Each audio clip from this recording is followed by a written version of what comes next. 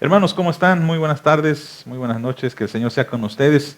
Nuevamente estamos en una emisión más, en un programa más de pláticas, Diálogos pastorales. conversaciones, diálogos pastorales. Pastor Limón, ¿cómo estás? Gracias, aquí listos para poder compartir, aprender juntos, porque siempre esto es un ejercicio de aprendizaje. Créanme que Claro que sí. cada vez que nos sentamos, empezamos a compartir, a platicar, aquí mismo van surgiendo más ideas, más Sí, sí, sí, proyectos. sí. Sí, Así es es. cierto.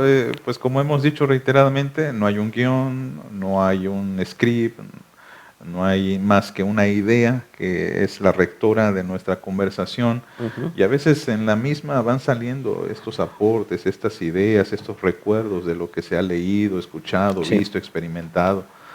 Y por eso, hermanos, reiteramos esto, no somos expertos, no somos doctores en tal o cual tema, pero creemos que las canas nos dan la experiencia. Bueno, yo tengo más que tú. Bueno, yo me las pinto, yo me las tengo que pintar porque sí, soy muy canoso y bueno, pero bueno, la experiencia nos dicta, ¿verdad? Y la semana pasada abordamos un tema muy interesante respecto a estas iglesias intergeneracionales, estas iglesias que Ujú. están compuestas por varias generaciones. Dijimos que había una representación muy, muy firme de Ujú. hermanos de la tercera edad, los llamados generación baby boomer, o algunos incluso silente incluso. Silentes, sí. Tenemos la generación X, que son aquellos que están entre los 40 y los 50 años, los millennials, que ahorita están entre los 30 años, 20 años, y la generación que va emergiendo poco a Ujú. poco, estos jóvenes, generación Z, generación centennial también, ¿no? Ujú.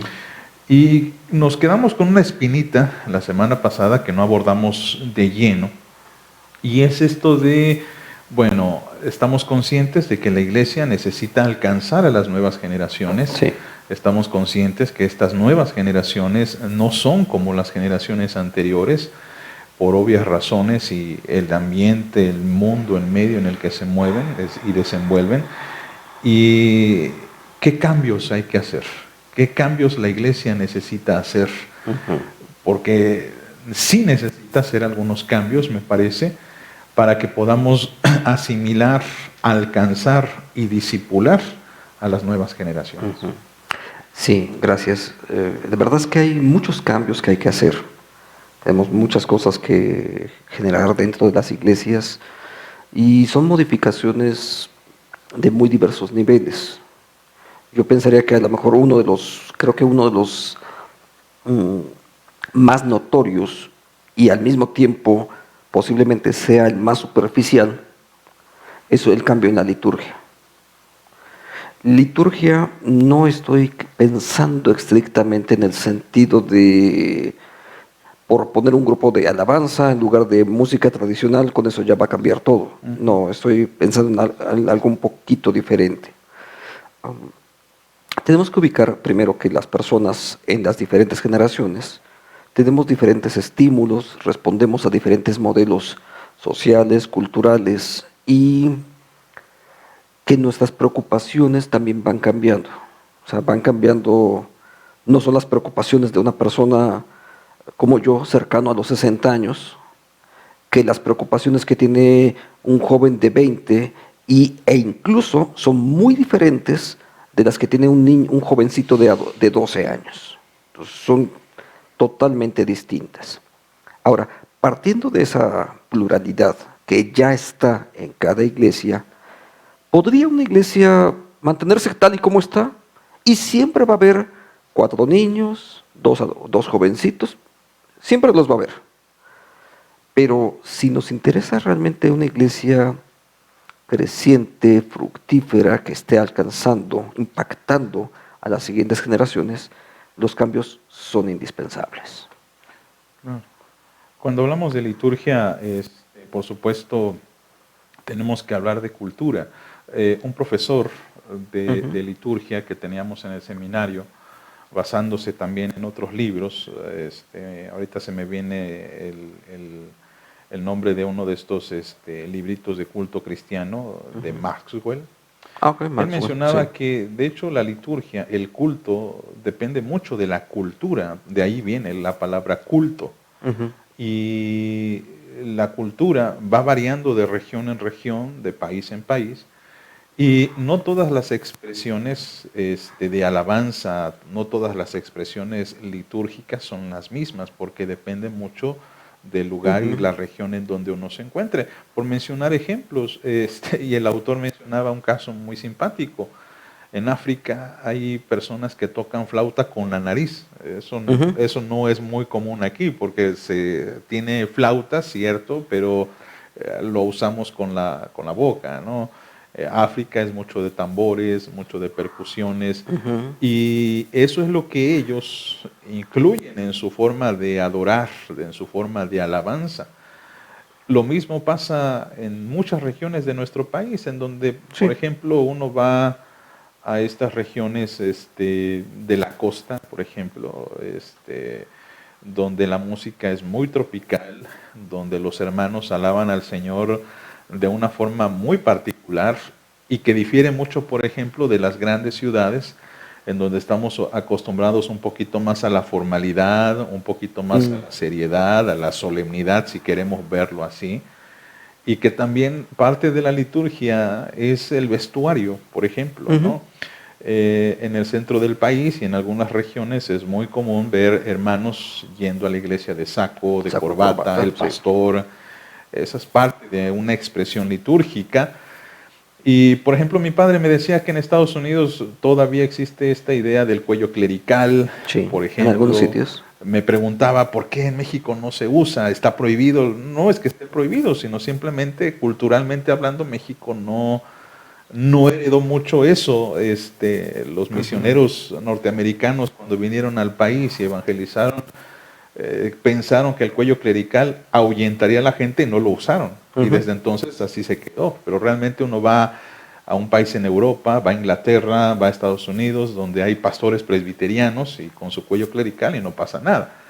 En otras zonas del país, por ejemplo en Acapulco, donde Ujú. tú estuviste y donde yo soy, por cierto, pues es muy común ver pastores con manga corta, Sí, su camisa, sí, sí, sí. este, hermanos que incluso van hasta en playera tipo polo, pantalón de mezclilla, y no pasa nada, es parte de la cultura. Entonces, cuando hablamos de cambios litúrgicos, tenemos que ser conscientes que no estamos hablando de atentar contra el sentido reformado del culto en el que es cristocéntrico, bibliocéntrico, Ujú. pero también tenemos que reconocer que el culto es parte de la expresión cultural Ujú. de la iglesia. Y esta cultura juvenil pues nos ha orillado a también pensar o repensar cómo adoramos a Dios con los elementos que tienen los de la generación centennial y millennial. Sí, así es.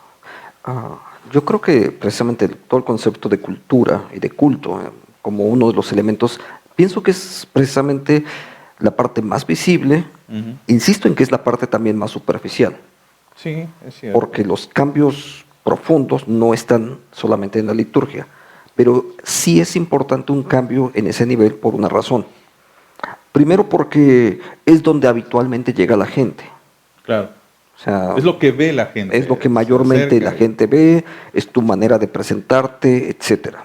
Entonces, por ahí es donde empieza uno a ubicar. Por ejemplo, algunas de las cosas que me ha tocado leer y hacer es de que enfocábamos nuestro estilo litúrgico particularmente para gente de 40 años o menos. Y uno dice, pero ¿y los demás? Bueno, los demás también van a quedar incluidos. Sí, así es.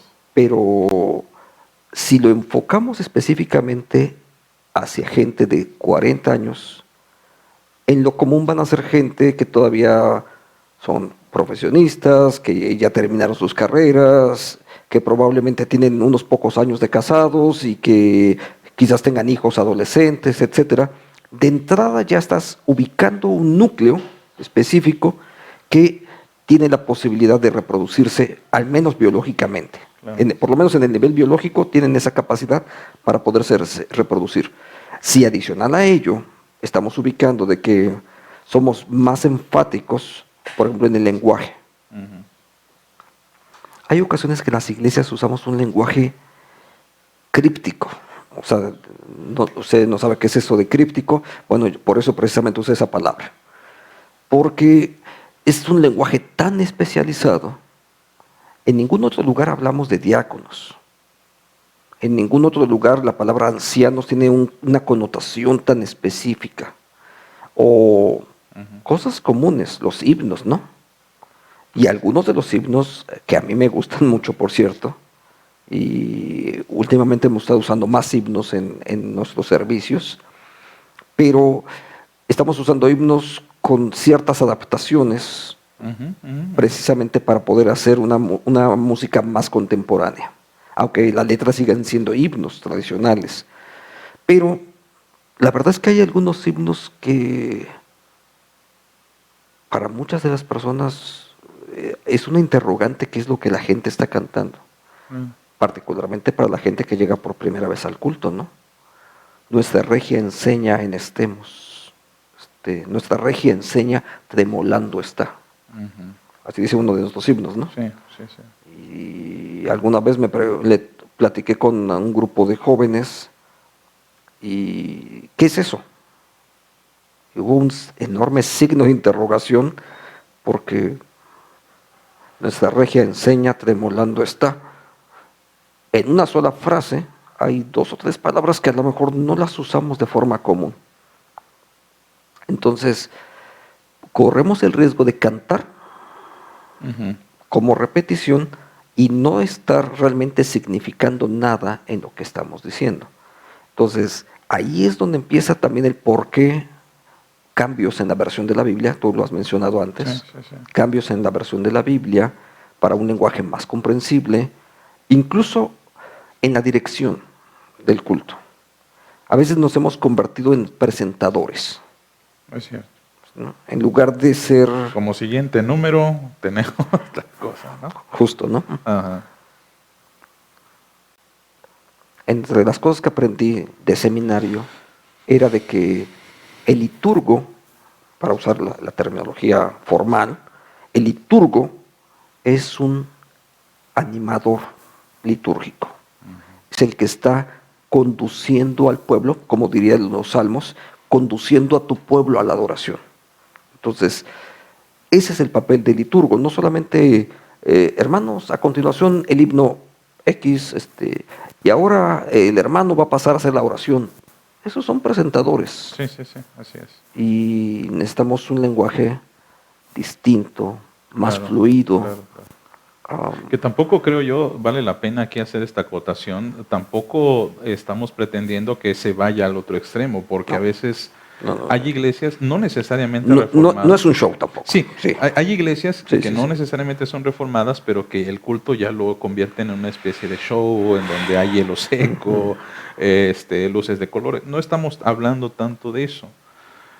No estamos hablando tanto de que el presentador sea una especie de director de los premios Emmys o Grammys o Oscar o cualquier otra entretenimiento, no se habla de eso, pero sí se habla de que el culto obviamente sea fluido, el culto represente esa adoración que el pueblo de Dios hace a ese Dios eterno y que sea comprensible. Y tocaste un punto que es muy sensible para muchos, porque por definición el culto tiene que ser comprensivo. Recuerdo mucho esto de un profesor de liturgia también, el hermano Gamaliel Hernández. Él decía, el culto tiene que entenderlo la iglesia.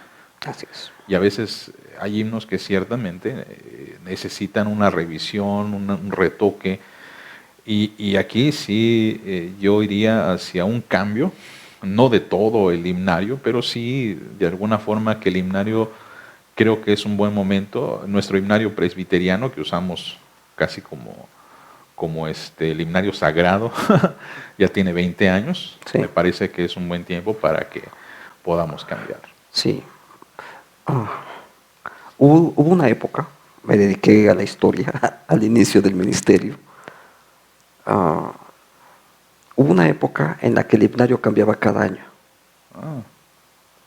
Vicente Mendoza, que es uno de los escritores de himnos, por cierto, aparece como escritor en el himnario que actualmente usamos, Vicente Mendoza. Él editaba cada año un himnario. Y lo iba modificando. O sea, digo, me acuerdo del seminario porque me tocó en algún momento clasificar todos los distintos himnarios. Y no recuerdo, me tocó ver editados por él como unas 8 versiones por lo menos, de distintos himnarios que iban generándose, ¿no? No sé si de verdad vale la pena, en ese sentido, tener un himnario oficial. Creo que yo a lo mejor no pensaría propiamente tanto en cambiarlo, sino en la libertad que cada iglesia debe de tener de adecuarlo y de modificar de acuerdo a sus propias características, porque algunos de nuestros hermanos que están en otras regiones posiblemente no se sienten tan identificados culturalmente con algunas alabanzas, por ejemplo, de Hillsong. Voy a mencionar un por mencionar X, un grupo. un grupo X. Y a lo mejor van a preferir algo de, no sé, de Palabra y Espíritu o de Miel San Marcos, etcétera, ¿no? Porque hay una enorme variedad en todo esto, ¿no?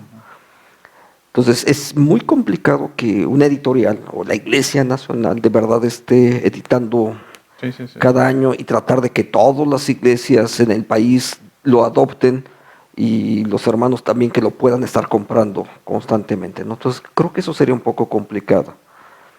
Pero, y además difícilmente podría reproducir las necesidades de cada una de las regiones, ¿no? Porque son muy, muy diferentes. Pero la liturgia yo pienso que es esencial, un cambio, tiene que hacerse con cuidado. Tú usabas uno de transiciones de Sutherland, ese concepto de ir paulatinamente cambiando, creciendo, etcétera, ir formando liturgos, porque la verdad es que conducimos el culto como hemos visto que ocurrió. Sí, claro. Y en ese sentido, pues tenemos que ir formando liturgos. Pero hay cambios de mayor profundidad que tenemos que hacer si de verdad queremos alcanzar a las siguientes generaciones. Otro rubro me parece importante hacer cambio es el cambio en la evangelización. Para ello voy a permitirme citar un autor que en algún momento cité. Es un misionero que está trabajando en España, se llama. Y él escribió, pues ya tiene bastante tiempo, de hecho, en el 2004, 2006, escribió un articulito que se llama Iglesias Postmodernas, entre paréntesis o entre comillas, entre interrogantes, ¿no? En el que él propone un modelo de evangelización completamente distinto al que hemos llevado, y él explica lo siguiente. La evangelización, popularmente hablando, o la evangelización como las iglesias están acostumbradas, es una evangelización a través del discurso en el que hay un predicador, o en este caso un creyente, que a través de razonamiento lógico, a través de un discurso, presenta el evangelio e invita a una decisión. Invita a una decisión de que la persona se rinda a Cristo, acepte a Cristo y después se integre a la iglesia. Rolf Roth comenta que debido a estos cambios generacionales, los millennials, los centennials, son personas con más relaciones y que evitan a toda costa el razonamiento lógico. Es decir, hace 40 años era muy común que las personas repartieran folletos, y son folletos que tendrán unos, no sé, unas 200 palabras. Y una persona las leía, ¿no? Hoy, francamente, uno reparte un folleto y yo dudo mucho, porque a mí me han dado folletos de muchas cosas, de el anuncio de una nueva plataforma, el anuncio de un restaurante, en fin, de muchas cosas. No lo leo realmente, o sea, no me llama la atención. El que alguien preste internet nuevo no me llama la atención, estos canales de televisión no me llaman la atención. Entonces, hoy en día, la folletería tristemente no está funcionando como funcionaba hace 40 años. Y él mencionaba que la evangelización hoy va más en el sentido de la relación, es decir, y esto lo comentaba incluso Rick Warren en su librito de Una iglesia con propósito, Sí, la así gente es. no va a escuchar El que tiene 30 años. lo que tiene que, sí, la gente no te va a escuchar lo que tienes que decirte, a menos que tenga una relación contigo de amistad. Así es. Y esto tristemente muchos no lo hemos entendido todavía.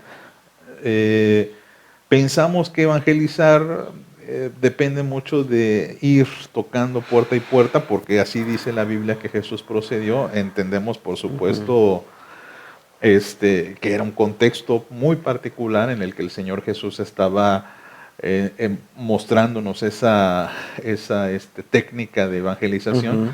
Pero Jesús también usó la otra, de Así la es. relación. Es lo que Evangelización hace relacional, sí, claro. cuando se sienta con la mujer samaritana y Ujú. empiezan a conversar de otras Sí, cosas hasta que llegan al punto donde Él se revela como así el es. Mesías, ¿no?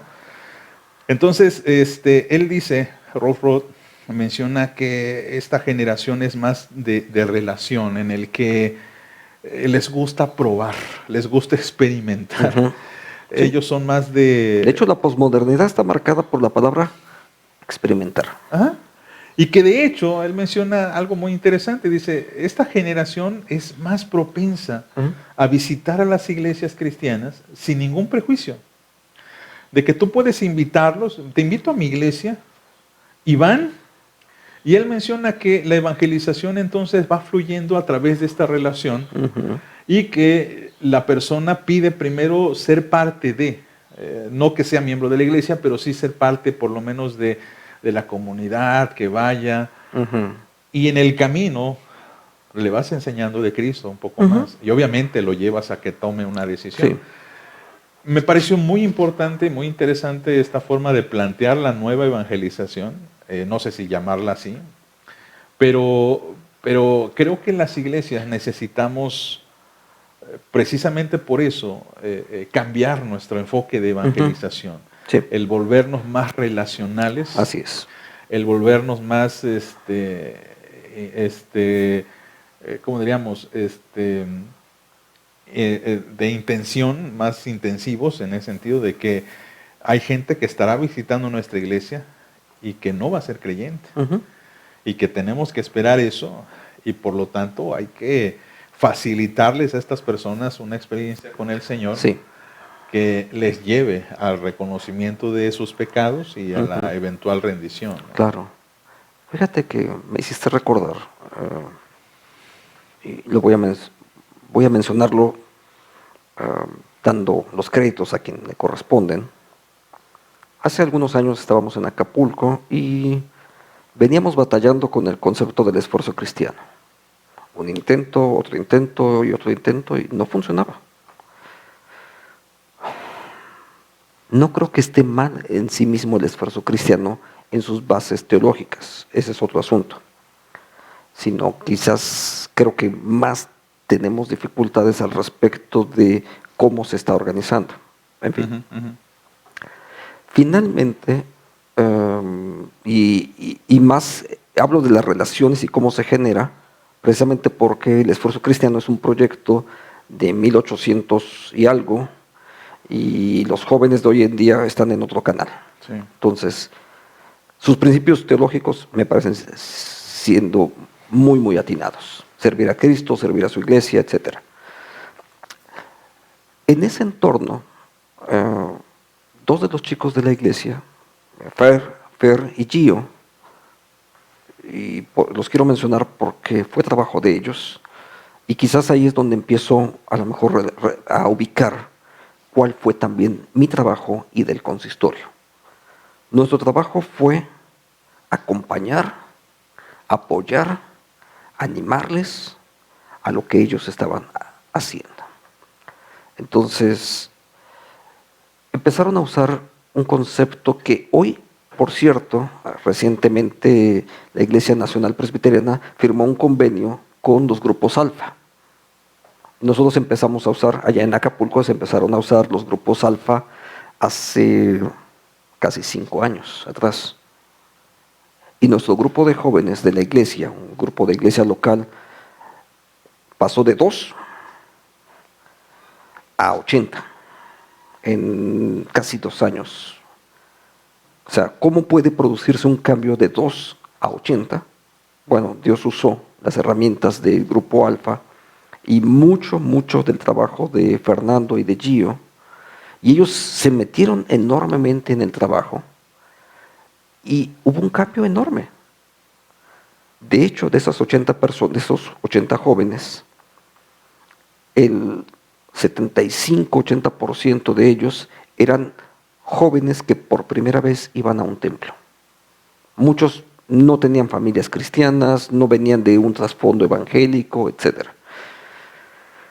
Los grupos alfa no son tampoco tan nuevos. Es una metodología desarrollada en Inglaterra por la Iglesia Anglicana, aunque hay que reconocer que la Iglesia Anglicana tiene una parte que es con teología reformada, Sí. y otros que son más católicos. El grupo de teología reformada son los que generan este tipo de trabajo y crecieron enormemente. Hoy en día la Iglesia Nacional, la Asamblea General, tiene un contrato, un convenio firmado con estos grupos alfa, y yo espero que sea de mucha bendición. Entonces creo que ahí hay una metodología que puede ser usada, Sí, sí, sí. que hoy en día es reconocida por la Iglesia Nacional. A nosotros nos tocó hace 5 años empezarlo y nos veían con mucha sospecha. Claro, claro.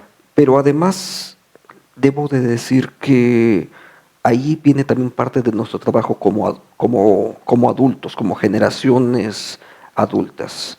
El acompañar, el apoyar, el permitir, el proveer cosas. Hubo una cosa curiosa. Un día Fernando llega y me dice, van a verme a la oficina: pastor, queremos que nos presten un salón para dedicarlo ya para el trabajo de los jóvenes.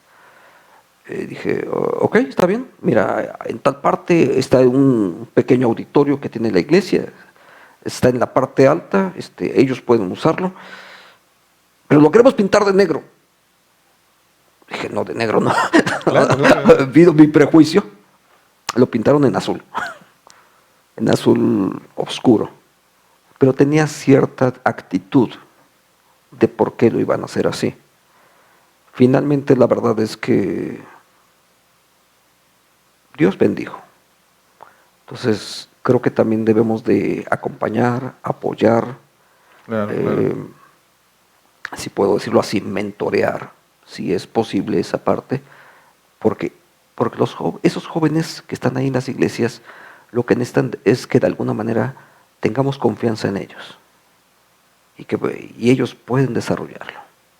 Entonces, no sé, me hiciste recordar todo esto. Si hay Pues, una metodología, si hay sí, formas de cómo yo hacerlo. creo que necesitamos tener, como tú dices, ese acompañamiento, esa apertura, porque sí, es obvio que algunos muchachos de repente quieren salirse de los márgenes del cuaderno, ¿no? Ujú.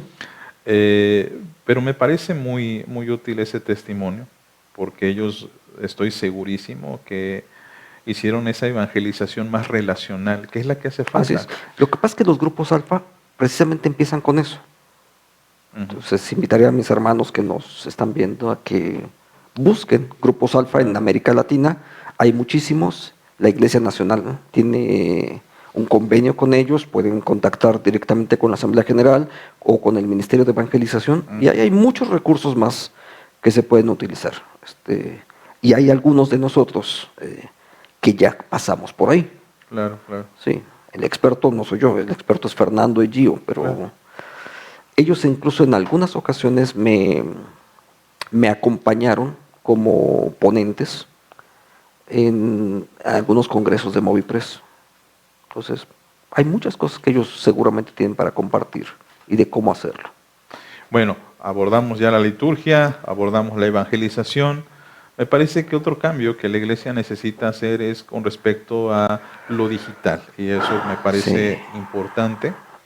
Hemos mencionado una y otra vez las circunstancias actuales que movieron a las iglesias a recurrir a los canales digitales, YouTube, Facebook, Instagram, todo, para poder hacer una proyección de los cantos, o perdón, del culto en sí. Sí, Y hemos dicho también que sería un error el que al terminar la pandemia las iglesias se vuelquen nuevamente a los templos olvidando estos medios digitales. Entonces, creo que me parece una gran oportunidad porque hemos extendido el Evangelio, se ha extendido la red y estoy seguro que hay muchas personas que en este tiempo de pandemia han venido a los pies de Cristo gracias a esas transmisiones, gracias a todas estas Sí. herramientas. Y creo que las generaciones que vienen detrás de nosotros, estas generaciones emergentes, pueden ser captadas también todavía gracias a estos canales, pero también abre la oportunidad para que ellos puedan servir en la iglesia.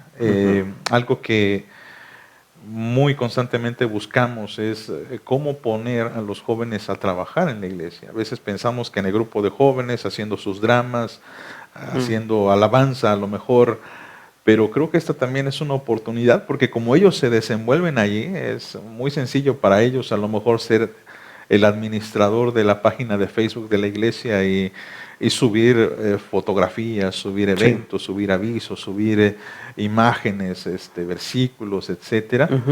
Este, y se me hace algo que como iglesias tenemos que usar para el reino de Sí. Dios.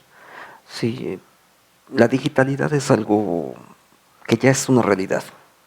O sea, y en lugar de disminuir, va a crecer mucho más toda la digitalidad.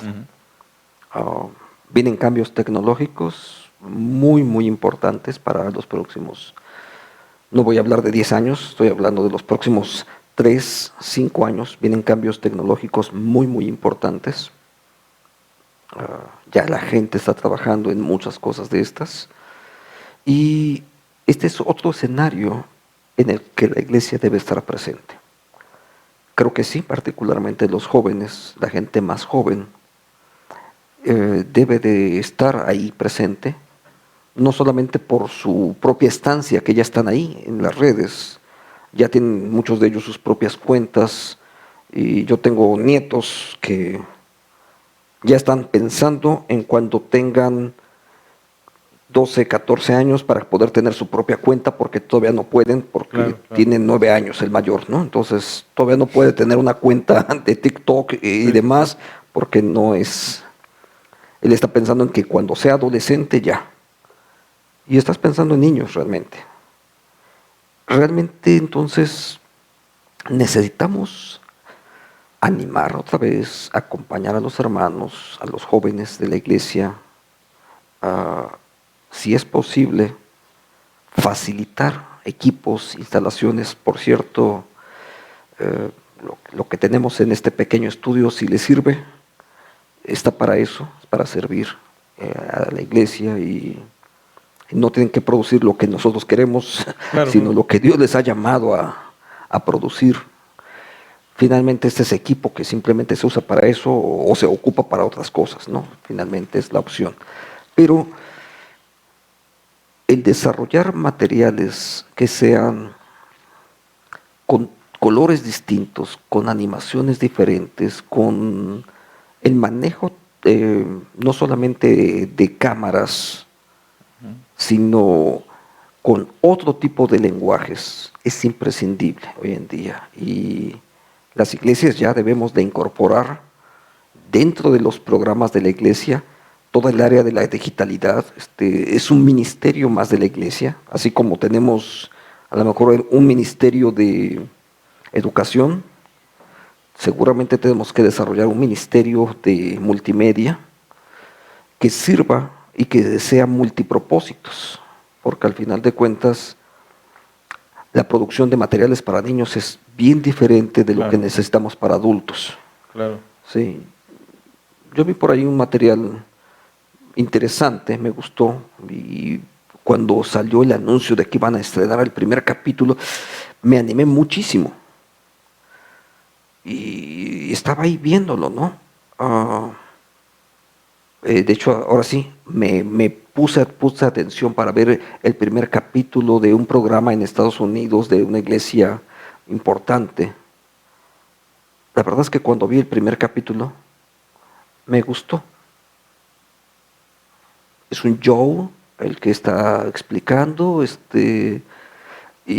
pero resulta que Joe está interactuando con una vestimenta así como de explorador, el típico explorador allá en el África en el siglo XIX, Ujú. y la persona que estaba desempeñando el papel es una persona como de 80 años, acompañada de alguien de un joven como de 40, y yo me gustó su idea, pero dije, mis nietos difícilmente les va a gustar. Sí, sí, sí. Entonces, ahí es donde tenemos que ubicar, que tenemos que brindar esos espacios para que otras generaciones lo puedan comunicar de una forma más adecuada. Su idea me pareció muy buena, pero no su realización. O sea, las imágenes, los conceptos que están usando estaban perfectos, a lo mejor para mí que tengo 50 años, ¿no? Pero para un niño de 8 Sí, claro, claro, claro. posiblemente no tanto. Sí, creo que hace falta el tener ese gusto por Ujú. estos medios. Y bueno, definitivamente, bueno, muchos adultos pues no tenemos ni la paciencia, ni la creatividad, ni la comprensión de cómo funcionan estos medios, pero los jóvenes sí. Sí, Por ejemplo, y sin alabar este medio de TikTok, ¿no? Se me hace muy interesante cómo ujú, cualquier jovencito puede con su simple celular, porque ya la app te permite múltiples tareas, editar, poner música, sí, hacer transiciones, solita la app te va llevando. Y se me hace muy interesante cómo jóvenes, adolescentes, usan ese medio sí, para, pues, poner algo chistoso, proyectarse.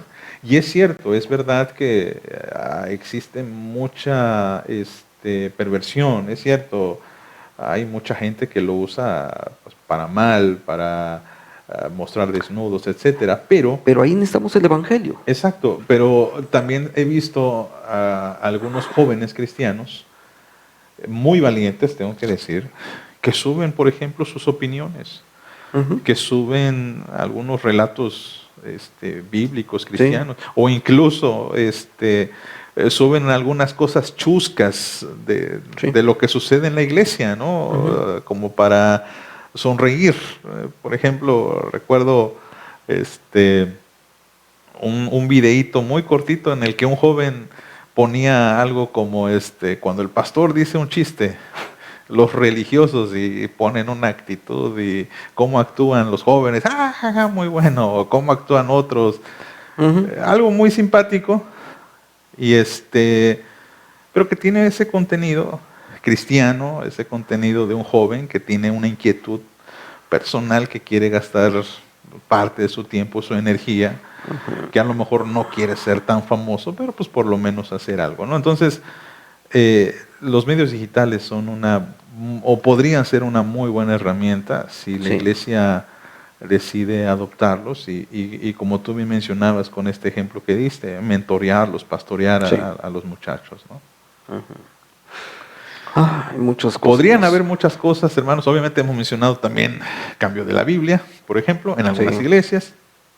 Por ejemplo, la dinámica de cómo nos relacionamos también con los jóvenes, eso tiene que ujú. cambiar definitivamente. ¿Qué cambios ustedes creen que hace falta en las iglesias para poder asimilar a las nuevas generaciones? Pastor, pues gracias. Hermanos, hay mucho que hacer. Sí, claro que sí. Entonces, que Dios nos guíe, porque los que hoy somos adultos tenemos una enorme responsabilidad para transmitir la fe hacia las siguientes generaciones y de transmitirla de tal manera que se convierta en un ingrediente activo, Mm. propulsor, fructificante en la vida de ellos. Que Dios nos use Y que nos dé y nos sabiduría. dé sabiduría. Hermanos, Así es. gracias. Hasta luego. Dios Hasta luego. bendiciones.